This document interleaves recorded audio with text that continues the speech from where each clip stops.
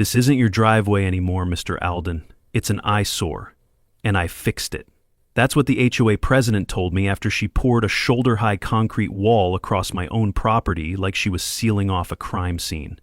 One day I'm loading up my truck for work. The next I'm staring at what looks like a giant tombstone marking the death of personal freedom. Welcome to Whispering Pines Ranch, where the HOA rewrites the rules, steals your land, and calls it maintaining standards. Ever had your property hijacked by a power-tripping neighbor? Drop your HOA horror stories in the comments, because mine ends in a way she definitely didn't see coming. Looking back, 18 months ago, I thought I'd found paradise when I moved to Whispering Pines Ranch community, just 20 minutes outside Bozeman. The development was unique for Montana, a collection of large ranch-style properties with stunning views of the Gallatin Mountains, where city folks could live the ranch lifestyle without actually ranching. Each property sat on 2 to 5 acres, with plenty of space for horses, workshops, and the kind of outdoor living that draws people to big sky country. I'm Scott Alden, and I'd just started my own business called Tech Fix Mobile, a computer repair service where I drive to ranches, farms, and rural properties throughout the Bozeman Valley to fix people's tech problems. The work was going well, and I needed a reliable pickup truck to haul all my equipment across the rough gravel roads and long driveways that connected these sprawling Montana properties. For the first year and a half, everything was peaceful. I followed every single homeowners association rule to the letter, kept my property well maintained, painted my barn the approved earth tone colors, and even attended the monthly HOA meetings where we discussed riveting topics like whether split rail or post and beam fencing looked better along the main ranch road. The HOA was supposed to maintain the rural character and property values of our little slice of Montana heaven. I thought I was living the American dream on my own piece of big sky country, with mountain views that stretched for miles and enough space to breathe after years of city living. The trouble started on a Tuesday morning in March, when I was loading my truck with a particularly heavy server I needed to repair for a guest ranch near Big Sky Resort. I was focused on securing the equipment properly when I heard the crunch of boots on gravel. I looked up to see Maggie Thornton approaching my property like a ranch foreman marching to deliver bad news. She was around 39 years old with platinum blonde hair pulled back in a tight ponytail, wearing designer jeans, expensive cowboy boots, and a leather jacket that probably cost more than most people's monthly mortgage. Everything about her radiated cold control, from her perfectly manicured red nails to the way she held her clipboard like a cattle prod. Her property was the largest in Whispering Pines, a sprawling ranch house with a circular driveway that could fit a dozen vehicles and a front yard bigger than most city parks. "Mr. Alden," she said in a voice that could freeze the Yellowstone River in July, "we need to discuss your vehicle situation immediately." I straightened up and tried to be polite, though something in her tone already had my guard up. "Good morning, Mrs. Thornton. What seems to be the problem?" She gestured dismissively at my truck like it was a dead coyote. "This commercial vehicle is creating an eyesore that's diminishing property values throughout our ranch community. The HOA board has received multiple complaints about the unsightly appearance of this truck parked in such a prominent location."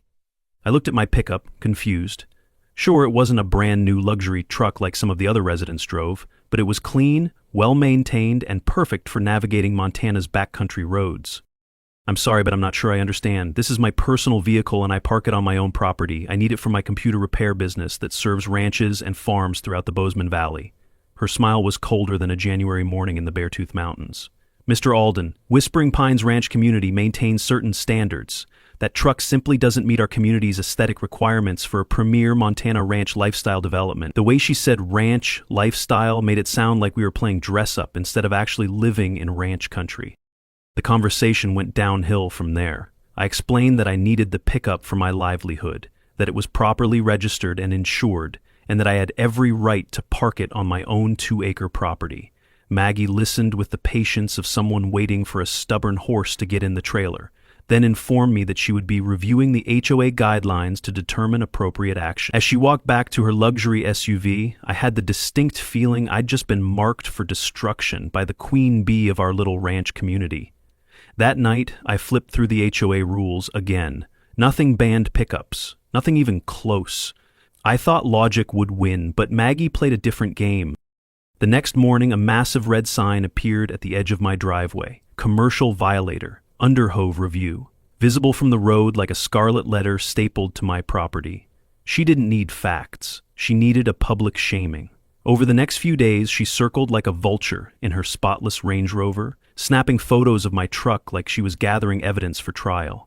I wasn't a neighbor anymore. I was prey. The realization sent a chill down my spine because I was starting to understand that this wasn't just about a truck. This was about power, control, and showing everyone in Whispering Pines what happened to people who didn't immediately bow to Queen Maggie's vision of how a Montana ranch community should look. The red paper appeared on my front door like a tumbleweed blown in by a storm. I came home from a service call at a horse ranch near Livingston to find it fluttering in the mountain breeze, and my stomach dropped when I saw the official Whispering Pines Ranch Community HOA letterhead and the word violation stamped across the top in angry red ink. The notice stated that I was in violation of community standards for parking a commercial vehicle on residential ranch property and that I owed a fine of $200. Below that, in Maggie's sharp handwriting, was a note saying I had 7 days to remove the vehicle or face additional penalties. My hands were literally shaking as I read it, not from the cold mountain air, but from pure anger at the injustice of it all. I spent that evening going through the HOA handbook again, sitting at my kitchen table with a view of the Bridger Mountains in the distance. I was absolutely certain that my pickup truck was perfectly legal according to the written rules. The next morning, I decided to handle this like a reasonable neighbor and drove over to Maggie's property to discuss the situation face to face, the way things were supposed to be done in Montana. Her house looked like a Hollywood set pretending to be a ranch, a luxury spa in cowboy cosplay. Maggie stood at the top of the stone steps, crystal tumbler in hand, eyes scanning me like I'd trampled her lawn in muddy boots. When she opened the door, the only thing colder than the mountain wind was the way she looked at me. Like HOA royalty greeting a trespasser. "Mrs. Thornton, I received this violation notice, but my truck doesn't violate any written rules," I said, holding up the red paper. She glanced at the violation notice with mock boredom. Then she raised her phone, snapped a picture of my truck parked in her driveway, and said, "This'll be part of your record." I hadn't realized I had one, but apparently in Maggie's HOA, everyone had a file.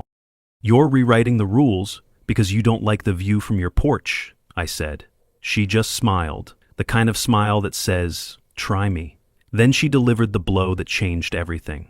"Mr. Alden, effective immediately, there is a new regulation prohibiting all commercial vehicles, including pickup trucks, used for business purposes, from being parked in driveways within Whispering Pines Ranch community. The regulation is now in effect." I stared at her in disbelief, the Montana wind whipping across the valley behind me. "You can't just make up new rules on the spot. Don't HOA regulations require a community vote?" Her smile was like a razor blade hidden in an apple. "As president, I have the authority to implement emergency regulations when necessary to protect community standards and property values. Your 7 days start now." She closed the door with a soft click that somehow sounded louder than a gunshot, echoing across the valley. Standing on her stone doorstep with the Gallatin Mountains rising behind me, I realized I wasn't dealing with a reasonable neighbor following established rules. I was dealing with a dictator who made up laws whenever she felt like it, treating our ranch community like her personal kingdom. When I got home, there was already a bright yellow sign staked in my front yard. "Under HOA review. Violation pending." The thing was visible from the main road, announcing to everyone who drove by that I was some kind of problem resident. The humiliation was immediate and public, exactly what Maggie intended. She wasn't just enforcing rules.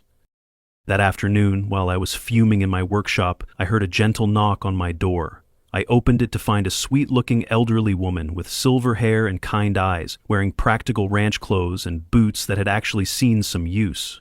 "Hello, dear. I'm Betty Wilson from the property down the valley. I wanted to introduce myself and see how you're settling into ranch life." Something about her genuine warmth was exactly what I needed after my encounter with Maggie. I invited her in for coffee, and that's when she dropped the bombshell that would change everything. "Oh, honey, you're not the first person Maggie's gone after. In the 4 years since her husband died and left her that ranch, she's managed to drive away 4 different families with her ridiculous rules and harassment." Betty's revelation hit me like a kicked horse. 4 families? How is that even possible in a place like this? She sighed deeply, looking out at the mountain views that had drawn us all to this valley. "Maggie sees the HOA as her personal ranch empire. She makes up rules on the fly, sends threatening letters, and makes life so miserable that people eventually just give up and sell their properties. The Martinez family left after she claimed their children's horses were creating too much dust. The Johnsons moved after she said their workshop violated the aesthetic standards.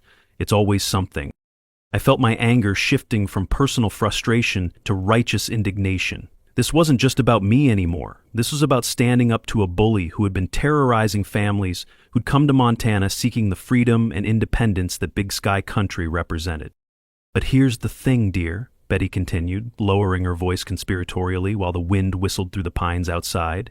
Maggie doesn't actually have the authority to change HOA rules by herself. According to the original community charter, any rule changes require approval from 60% of property owners. She's been banking on people not knowing their rights or being too intimidated to fight back. That information hit me like lightning striking the mountains. Maggie had been running a con game, using fake authority to push people around in a place where independence and self-reliance were supposed to mean something. But then Betty leaned in closer, her eyes twinkling with mischief. My late husband was one of the original developers 25 years ago. I've still got copies of the old site plans in my attic. Maggie never bothered to read them. And there are some very interesting details about property lines that I think you'd find fascinating. The way she said fascinating made my pulse quicken. Betty Wilson wasn't just offering moral support, she was offering ammunition. And from the look in her eyes, it was the kind of ammunition that could blow Maggie's empire to pieces. The sound of concrete mixers rumbling down our gravel ranch road at 7 in the morning was not what I expected to wake up to. I stumbled out of bed, looked out my window toward the Bridger Mountains, and felt my blood turn to ice. 3 industrial trucks were parked in front of my property, and a crew of workers was already setting up equipment in my driveway. I threw on clothes and ran outside, my boots crunching on the gravel as I realized what was about to happen. The crew foreman, a burly guy in a hard hat who looked like he'd rather be working on a real ranch than this fake one, looked up from his clipboard when I approached. "Morning, you Scott Alden?" When I nodded, he continued, "We're here to pour concrete. Per HOA work order, you'll need to move your truck immediately." I stood there in my ranch clothes from yesterday, watching in horror as these workers prepared to entune my driveway in concrete. The absurdity of the situation wasn't lost on me. Here in Montana, where people prided themselves on independence and property rights, I was watching my own driveway being destroyed by someone else's arbitrary decision. Wait! I never authorized any concrete work. Who ordered this? The foreman shrugged and handed me a work order with Maggie Thornton's signature at the bottom. The description read, "Emergency concrete barrier installation to correct property violation per HOA authority." My hands were shaking as I read it, not from the morning mountain cold, but from pure rage. I argued with the crew, told them this was my land and I'd never approved anything. The foreman just shrugged. "We've done this a few times in this community already. If it's signed by the HOA, we pour."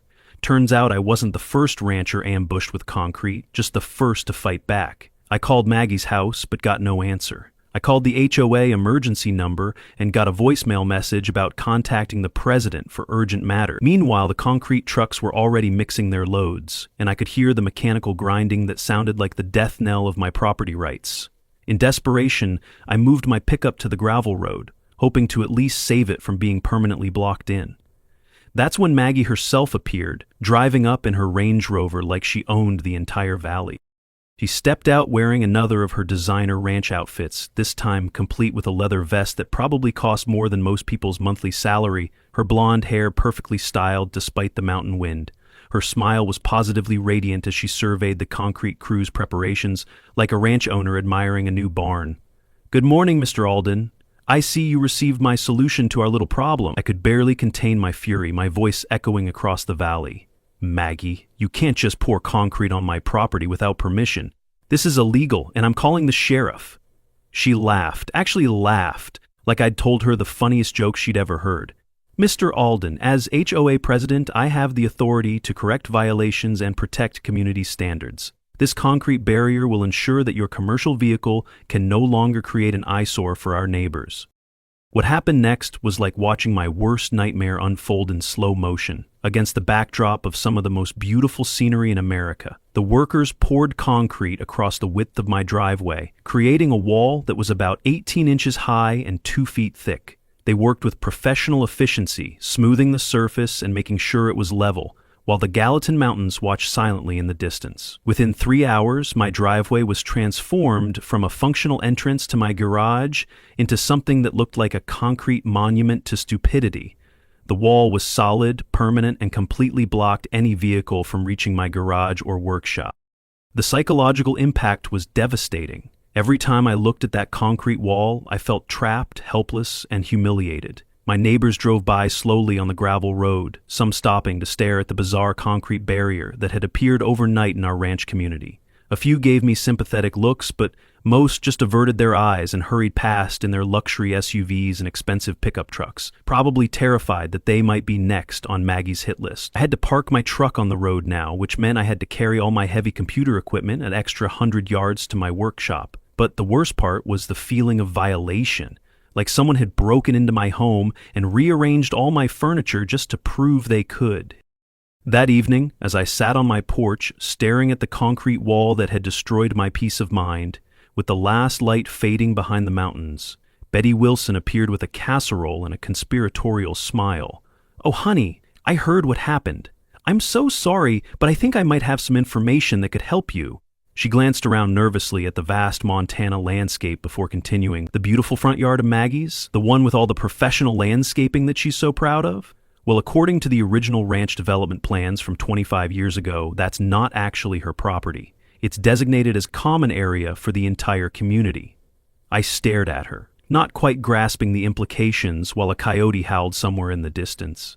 Betty smiled like a grandmother who'd just revealed where she hid the Christmas presents. "Scott, dear, that means you might have just as much right to use Maggie's front yard as she does, maybe more." After Betty's tip, I dug into the county archives. Turns out Maggie's front yard was legally common ground, and she'd claimed it like a queen fencing off public land. Not only had she been illegally claiming community property as her own, but she'd also installed that concrete barrier without proper permits. The county building inspector confirmed that Maggie had violated multiple ordinances and gave her 15 days to remove the wall or face significant fine. When the inspector delivered the news, Maggie's face flushed red as she launched into a tirade about HOA authority. But the law was the law, even for self-appointed ranch royalty.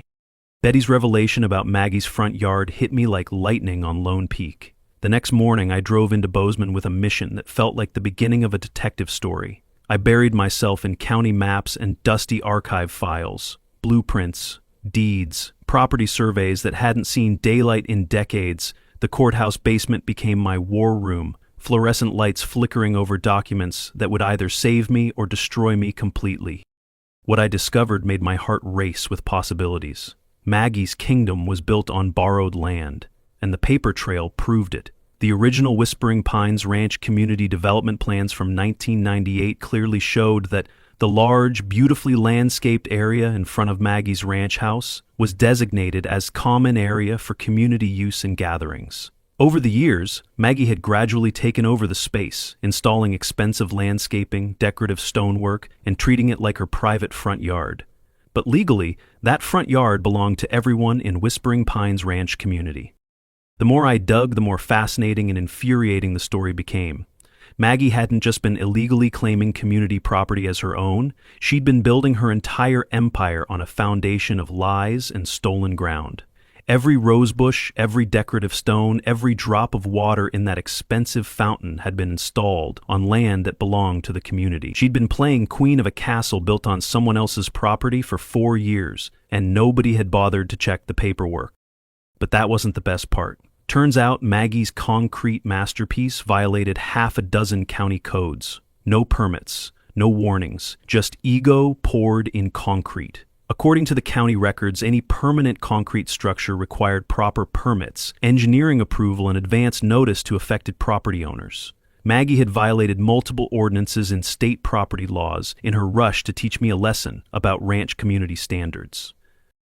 Armed with this ammunition, I called the Gallatin County Building Inspector's office and filed a formal complaint about unpermitted concrete work on my property. The inspector, a no-nonsense woman named Jennifer Martinez, who looked like she'd grown up on actual working ranches, arrived the next afternoon to examine Maggie's handiwork. She took measurements, photographs, and asked detailed questions about who had authorized the work. When I showed her the work order, with only Maggie's signature, Jennifer shook her head grimly. Mr. Alden, this structure violates multiple county building codes and was installed without proper permits. The responsible party has 15 days to remove it or face significant fines and legal action from Gallatin County. While Jennifer was documenting the violations, Maggie herself appeared, driving across the gravel road in her Range Rover like a ranch foreman responding to a cattle emergency. What's going on here? Who authorized county personnel on private HOA property? Jennifer turned to face her with professional courtesy but steel in her voice that suggested she'd dealt with difficult property owners before. Ma'am, I'm investigating unpermitted construction that violates Gallatin County building codes. Are you the person who authorized this concrete barrier? Maggie's face flushed red as she launched into a tirade about HOA authority and community standards.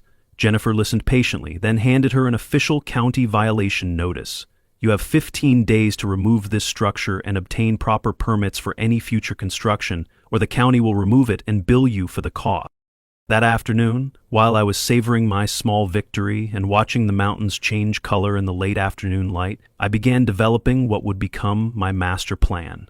If Maggie's front yard was really community property, then I had just as much right to use it as anyone else, and if the community could use it, maybe the community could park there. Maybe the community could even establish a paid parking area to help fund ranch road maintenance and community improvement. The more I thought about it, the more brilliant the plan became. Maggie had tried to control me by blocking my driveway, so I would control her by turning her precious front yard into a public parking lot. I started researching Gallatin County parking regulations and discovered that community areas could indeed be designated for public parking with proper permits and signage. The process wasn't complicated, just bureaucratic. I would need to file an application with the county, pay the necessary fees, and install approved parking signs and payment systems. The beauty of the plan was that everything would be completely legal. I wouldn't be breaking any laws or violating any regulations. I would simply be using community property for its intended purpose, which happened to be the one thing that would drive Maggie absolutely insane. Over the next week, I gathered all the necessary paperwork and permits, making multiple trips into Bozeman to deal with county offices and bureaucracy. I found a company that set up legal pop-up parking lots, meters, signs, the whole 9 yards. If Maggie wanted war, I was going to fight it like a general. I even designed a simple logo for Whispering Pines Community Parking and had professional signs made that would look appropriate in our ranch setting. Every detail had to be perfect, because I knew Maggie would scrutinize everything, looking for violations she could use against me. But there wouldn't be any violations because I was playing by the rules, the real rules, not the made-up ones that Maggie used to terrorize her neighbors in our little corner of Montana. The county building inspector's visit had rattled Maggie more than I expected. Within 2 days of receiving the violation notice, she sent a lawyer in a $1,000 suit with a threat thicker than the HOA handbook. But I had read that book twice. Attorney Richard Blackstone showed up at my property with the kind of oily smile that would make a used car salesman blush and informed me that I was being sued for harassment, property damage, and interfering with HOA operations. The lawsuit was clearly meant to intimidate me into backing down, but it had the opposite effect. If Maggie was spending serious money on legal firepower, it meant she was scared, and scared people make mistakes. Her lawsuit was weak. Her fear was real. She'd brought a bazooka to a chess game. What she didn't know was that I'd already spoken with a legal aid attorney in Bozeman, who assured me that Maggie's frivolous threats would likely be dismissed. More importantly, her decision to escalate to litigation had given me the moral justification I needed to proceed with my parking lot plan without feeling guilty about it. When someone declares war on your livelihood, all bets are off. While Maggie was busy trying to intimidate me with lawyers, I was quietly finalizing my permits and preparing for the most satisfying day of my life. Gallatin County had approved my application for a temporary community parking area, complete with official signage and electronic payment systems that would blend with the ranch community aesthetic. The irony was delicious. I was about to use the same kind of systematic planning and attention to detail that Maggie claimed to value, but I was going to use it against her in the most devastating way possible. The permits took 3 weeks to process, during which time I had to endure the daily humiliation of seeing that concrete wall every time I came home to my ranch property. Maggie seemed to take particular pleasure in driving past my place during her evening rides, always slowing down to admire her concrete handiwork with obvious satisfaction. A few times she even brought visitors by to show them how she'd handled the truck problem, speaking loudly enough for me to hear across the valley. Each time it happened, I reminded myself that her gloating would make the eventual reversal that much more satisfying. During those 3 weeks, I also spent time talking to my neighbors and discovered that Betty Wilson wasn't the only one who'd grown tired of Maggie's dictatorial behavior. The Hendersons had received violation notices for their children's horses creating too much dust when they rode. The Patels had been fined for installing solar panels that were allegedly the wrong color. The Thompsons had been forced to repaint their barn 3 times to find an approved earth-toned shade. Everyone had stories about Maggie's arbitrary rules and vindictive enforcement, but no one had ever fought back because the financial and emotional costs seemed too high in a place where people just wanted to live peacefully. I began to realize that my battle with Maggie wasn't just about my driveway or my truck. It was about whether our ranch community would be governed by reasonable rules applied fairly, or by the whims of one person who had appointed herself queen of our little corner of the Gallatin Valley. Every conversation with my neighbors reinforced my determination to see this through to the end, no matter what it cost me personally. Maggie had made the mistake of picking a fight with someone who had nothing left to lose, and everything to gain by standing up to her tyranny, in a place where standing up for yourself was supposed to mean something. The night before my plan went into effect, I barely slept. I kept checking my permits, my equipment, and my timeline, making sure everything was perfect while the mountain wind whistled through the pines outside my window. At 4 a.m, I gave up on sleep and made coffee, sitting at my kitchen table watching the concrete wall that had started this whole war. In a few hours, Maggie Thornton was going to learn what it felt like to be on the receiving end of an unpleasant surprise. The difference was that my surprise would be completely legal, properly permitted, and absolutely devastating to her sense of control over our ranch community. At 6:30 in the morning, I watched from my kitchen window as 3 trucks pulled up to Maggie's front yard and began unloading the equipment that would transform her precious landscaping into Whispering Pines community parking. The crew worked with military precision against the backdrop of the Bridger Mountains, installing electronic parking meters, posting official county-approved signs, and marking out 15 numbered parking spaces across the entire width of her front yard. By 7:15, a bright yellow electronic sign was flashing, "Whispering Pines Community Parking, $50 per day," right at the edge of what used to be Maggie's private garden paradise. I had arranged for the first customers to arrive at exactly 8 o'clock. When most people were leaving for work in Bozeman, and Maggie would likely be having her morning coffee while admiring her mountain views. 12 vehicles pulled up simultaneously and began parking in the freshly marked spaces, their drivers feeding bills into the electronic meters like they'd been doing it for years. The sight was beautiful, a perfect grid of cars and trucks sitting where Maggie's prize-winning native plant garden had flourished just hours before. I positioned myself at a folding table with my official parking attendant vest and a clipboard, looking every inch the professional parking lot manager I'd temporarily become. That's when Maggie's front door flew open and she came charging out in her silk robe and designer slippers, her perfectly styled hair wild with rage and disbelief. "What the hell is happening here? Get these cars off my property immediately!"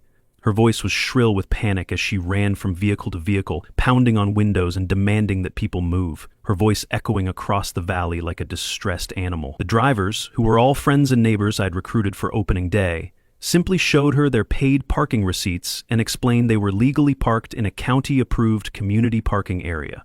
Watching Maggie's face cycle through confusion, rage, and dawning horror was worth every sleepless night I'd endured since she'd blocked my driveway.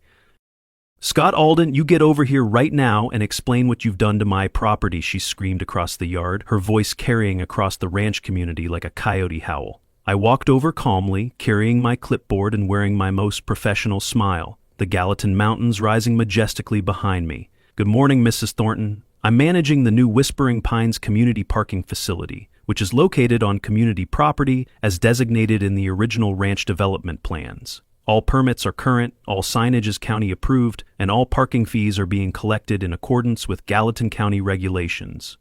She stared at me like I'd started speaking a foreign language, her mouth opening and closing without making sound while the morning wind rustled through the pines.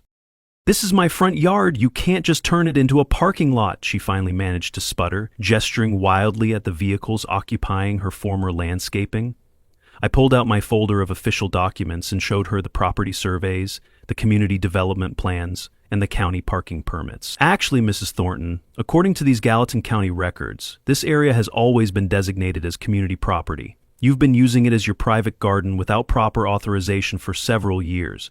I'm simply returning it to its intended use as a community resource. Her face went through several shades of red as she processed this information, and I could practically see the steam coming out of her ears in the crisp Montana morning air. The next few hours were pure theater against one of the most beautiful backdrops in America. Maggie called the Gallatin County Sheriff, who arrived, examined my permits, and confirmed that everything was legal and properly authorized. She called the county planning office, who told her the same thing. She called her expensive Bozeman lawyer, who probably charged her another $500 to tell her there was nothing illegal about my parking lot. Meanwhile, a steady stream of vehicles continued to park in her front yard, their drivers happily paying $50 for the privilege of occupying Maggie Thornton's former garden paradise. By noon, Maggie was effectively trapped in her own ranch house. Every parking space was occupied and vehicles were lined up on the gravel road waiting for openings. Visitors couldn't reach her front door without paying for parking, delivery trucks couldn't access her circular driveway, and she couldn't get her own Range Rover out of her garage without navigating through the parking lot. The woman who had spent 4 years controlling every aspect of ranch community life was suddenly powerless to control access to her own home. The irony was so perfect it felt like divine justice, delivered with a big sky country backdrop. For 3 days, Maggie's front yard remained a bustling parking lot that generated more revenue than most small businesses in the Gallatin Valley. Cars and trucks came and went from dawn until dusk, their drivers cheerfully paying the $50 daily rate to park in what had once been the crown jewel of Whispering Pines Ranch community. I watched from my kitchen window as Maggie paced behind her living room windows like a caged mountain lion, occasionally stepping onto her front porch to glare at the vehicles occupying her former garden. The psychological torture was probably more effective than anything I could have planned deliberately, especially for someone who valued control as much as she did. On the 4th morning, I was setting up my parking attendant station when I heard the sound of breaking glass echoing across the valley. Maggie had finally snapped and was attacking the electronic parking sign with a hammer, her silk robe flying behind her like a battle flag as she swung wildly at the display. "I'll destroy this whole thing. You can't do this to me. This is my property." She managed to crack the display screen before I calmly pulled out my phone and started recording her vandalism. The video would later become crucial evidence, but in that moment, I was just documenting the complete psychological breakdown of a woman who had terrorized an entire ranch community with her arbitrary rules and vindictive enforcement. 2 hours later, my phone rang with a call I'd been expecting for days. "Mr. Alden, this is Margaret Thornton. I think we need to talk." Her voice was completely different now, stripped of all the cold authority that had made her so intimidating. She sounded tired, defeated, and almost human for the first time since I'd known her.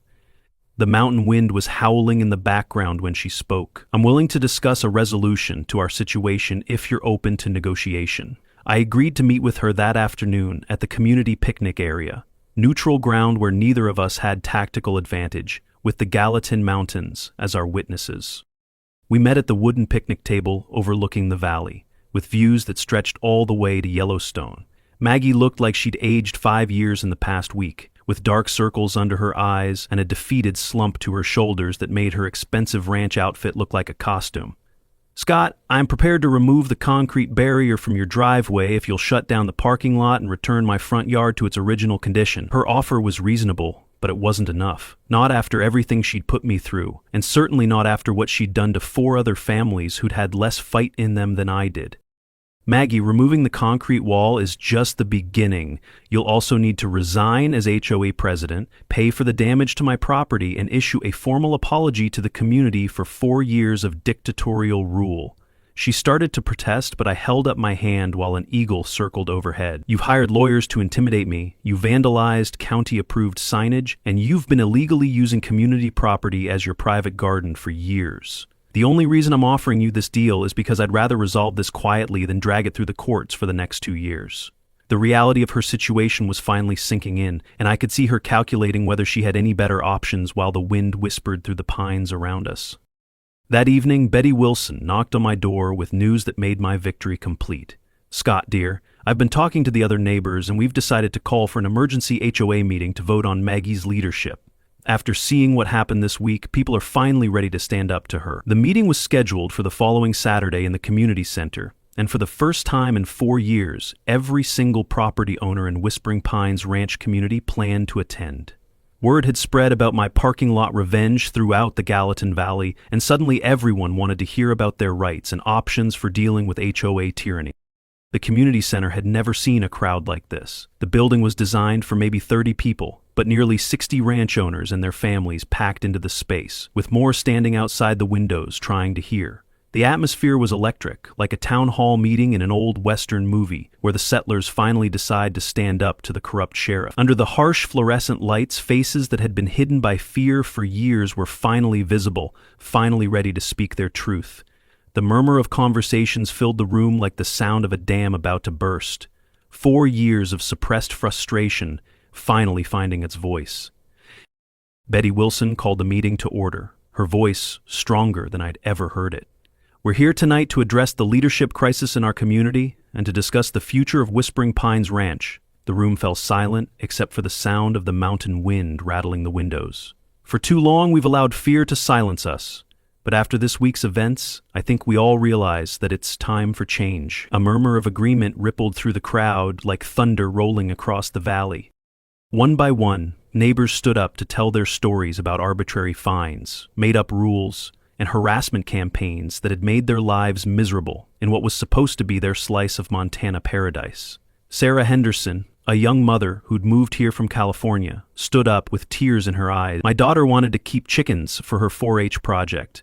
Maggie fined us $300 and threatened legal action if we didn't get rid of them immediately. My 8-year-old daughter cried for weeks because she thought she'd done something wrong. Her voice broke as she spoke, and I could see other parents nodding in sympathy. Tom Martinez, a veteran who'd bought his ranch with his disability benefits, stood up next.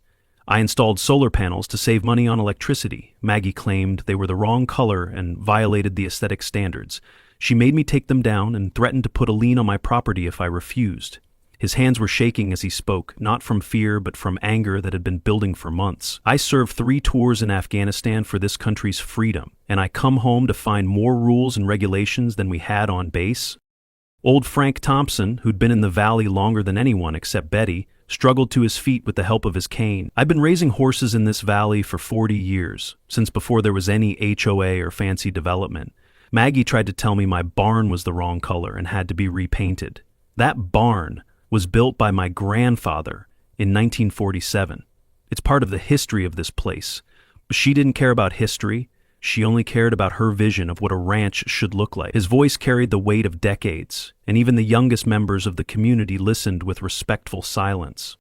The stories kept coming, each one more outrageous than the last. Vegetable gardens destroyed, children's play equipment banned, holiday decorations deemed inappropriate. Together, they painted a picture of systematic abuse of power that had been going on right under everyone's noses in our beautiful corner of Big Sky country. The room grew warmer as more people spoke, their voices gaining strength from the collective realization that they weren't alone, that they'd all been victims of the same tyrant.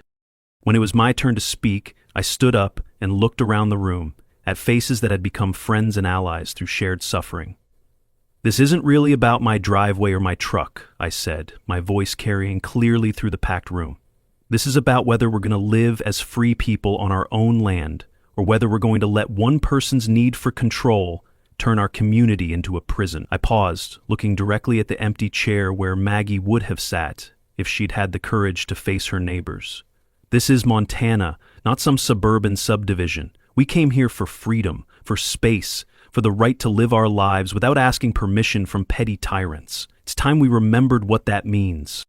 The applause was thunderous in the small space, echoing off the walls like gunshots in a canyon. When Betty called for the vote, hands shot up around the room like a forest of trees reaching for sunlight. The result was overwhelming. 47 votes to remove Maggie as HOA president.